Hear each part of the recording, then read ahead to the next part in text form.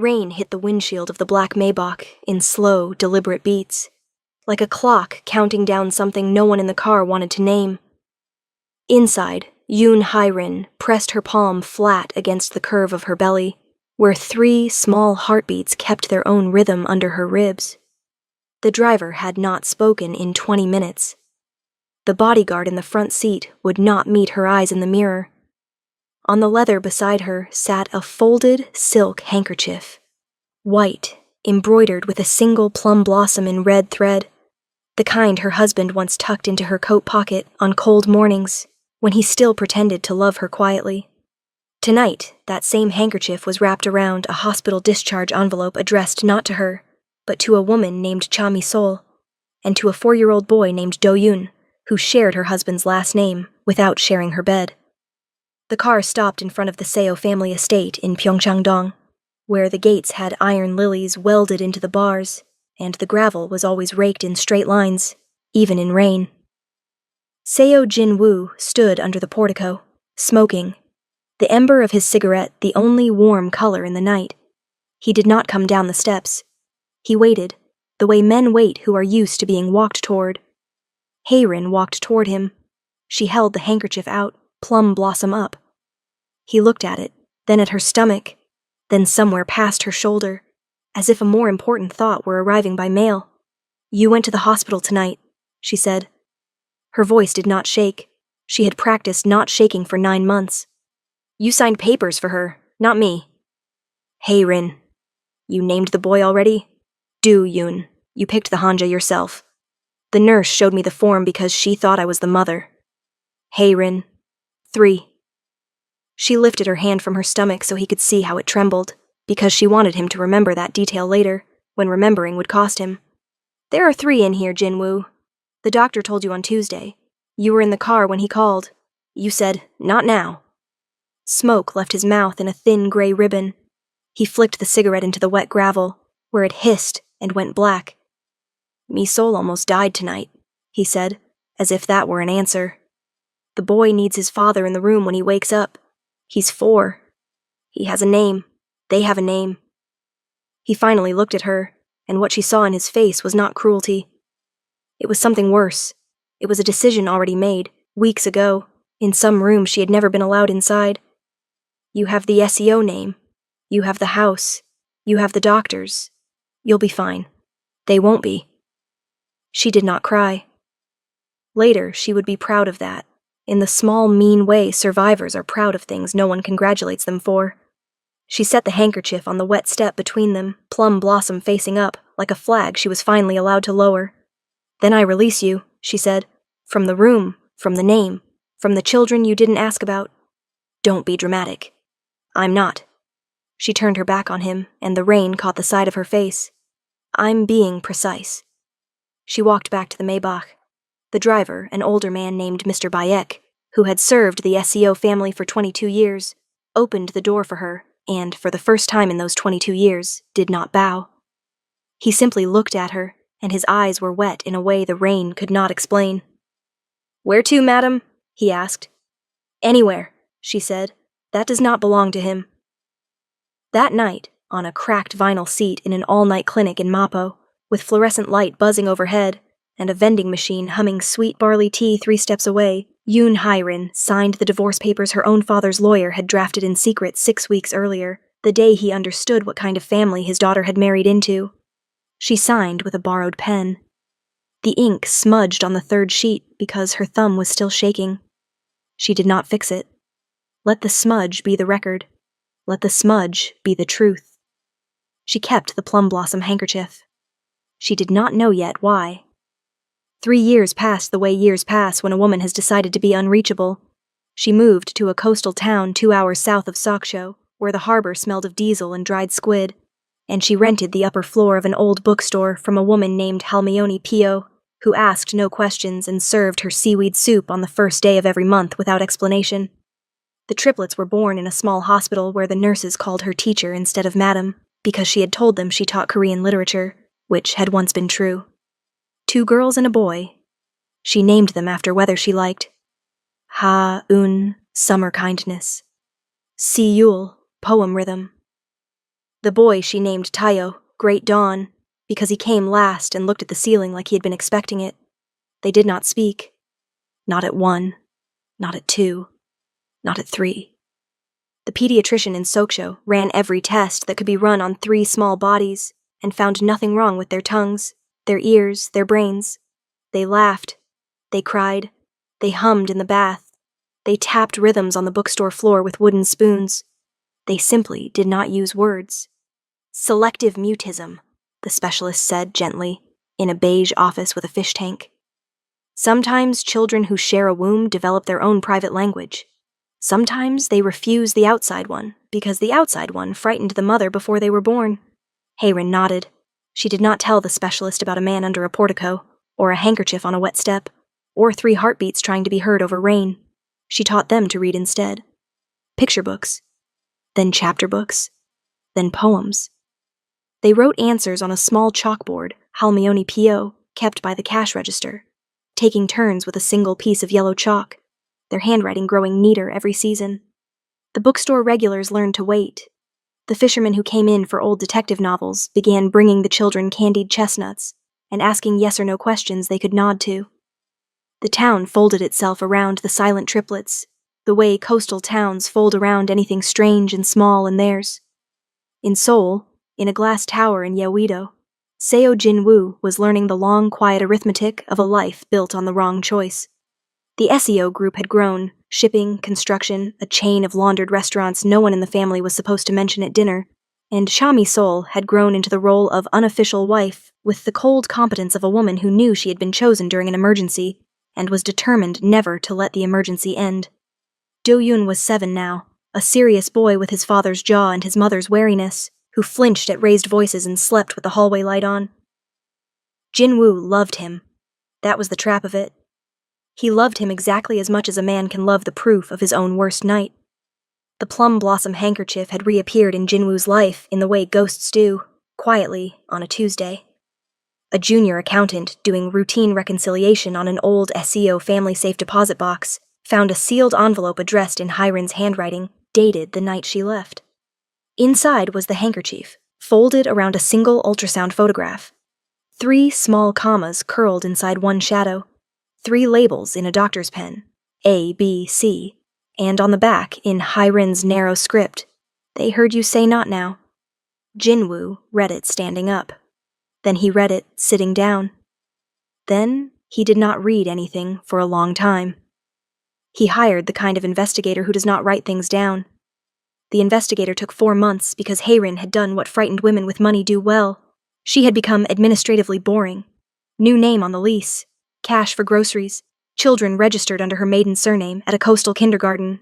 The investigator's report, when it finally came, was 3 pages long, and the photograph clipped to the front showed 3 children sitting on the steps of an old bookstore, eating shaved ice, the boy in the middle holding a chalkboard that read, "In careful child's Hangul, the sea is loud today." Jinwoo stared at the chalkboard for a long time. Then he asked the question he had been avoiding for 3 years. Why is he writing instead of speaking? The investigator, a thin woman named Director Ma who had seen worse and softer, set the second page in front of him. Diagnosis: shared selective mutism, presumed psychogenic, onset prelingual. The children do not speak. None of them. To anyone. He drove south himself. He did not bring Misol. He did not bring Do-yoon. He brought in the inner pocket of his coat the plum blossom handkerchief and the ultrasound photograph, and a question he had not yet learned how to phrase. The bookstore in the coastal town had a wooden sign that read, "P.O.'s Books and Other Slow Things." The bell above the door was a small brass fish.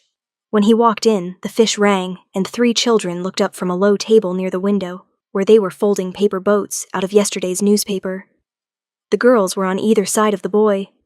The boy held the chalk. They did not run to him. They did not run from him. They looked at him the way deer look at a hunter who has not yet decided what he is. Hyren came down the back stairs with a cup of barley tea in her hand and stopped on the 3rd step from the bottom. She did not drop the cup. She had practiced not dropping things for 3 years. She set it carefully on the banister. "You are not allowed in this room," she said. Quiet. Even. the way a teacher speaks to a student who has wandered into the wrong building. "Heirin, you don't get to say my name in front of them." The boy at the table, T.O., though Jinwoo did not know that yet, wrote something on the chalkboard and turned it toward his mother. Heirin's eyes flicked down, then up. Her face did not move. Whatever the boy had written, she had agreed to it, somewhere between the third stair and the floor. 5 minutes, she said to Jinwoo. On the porch. Not in here. Not near them. On the porch, the sea was the color of old coins. Jinwoo took the handkerchief out of his pocket and laid it on the railing, plum blossom up, exactly the way she had laid it on the wet step 3 years ago. It was a small gesture. He had rehearsed it in the car for 200 kilometers. He saw, by the way her jaw tightened, that she recognized the rehearsal and was unmoved by it. "I read your note," he said. "It wasn't a note. It was a receipt." "They don't speak." "No." "Because of me." She did not answer that. She did not need to. The waves did it for her, slow and indifferent, breaking on rocks that had been there before either of them had a name. "I want to—" "No," she said. "Whatever sentence ends that verb, no. You don't get to want in their direction. You picked under a roof, in the rain, with a cigarette in your hand. You picked a woman who almost died, and a boy who needed a father in the room. I was the one who had to be fine. Remember? I have the name. I have the house. I have the doctors." She turned to look at him, and for the first time he saw what 3 years of being precise had done to her face. It had made her beautiful, in a way that had nothing to do with him. "I gave the name back. I left the house. I fired the doctors. And they still don't speak Jinwoo. So whatever you came here to fix, it's older than you think, and it's not yours to fix." Inside the bookstore, the brass fish rang. A small fisherman with a white mustache had come in to buy a paperback about a detective in Busan. The Triplets, without looking up, slid a folded paper boat across the table toward him. He took it gravely, bowed to them gravely, and left with the boat in his coat pocket like a permit. Jinwoo watched through the window. His throat did something it had not done in years. "I have a son," he said quietly. "In Seoul." "I know. He is 7. He sleeps with the hallway light on." "I know that too. Misol, I don't want to hear that name on this porch."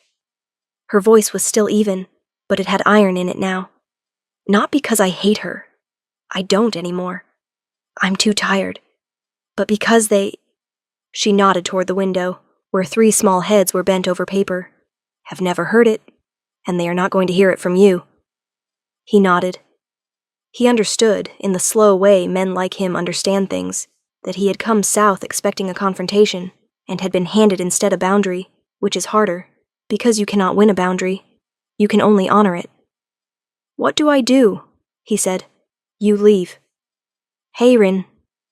"You leave," she said again, "and you write a letter. Not to me.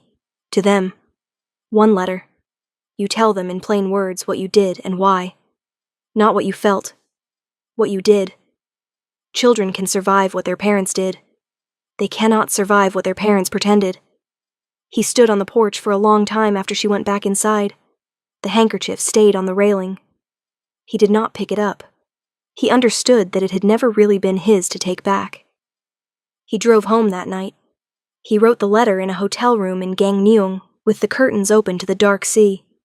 It took him 11 hours and 4 drafts and 1 phone call to Director Ma, asking her to mail it, because he understood he could not be trusted to deliver it himself without making it about him again.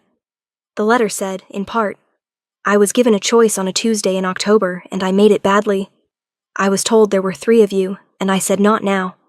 I am sorry that those were the first words you ever heard in your mother's body. I am sorry they were the last ones you needed to hear. You do not owe me your voices. You do not owe me anything. Your mother was the one who stayed in the room. She is the only parent you have ever needed, and she is enough. If you ever want to know what I look like, there is a photograph at the back of this envelope.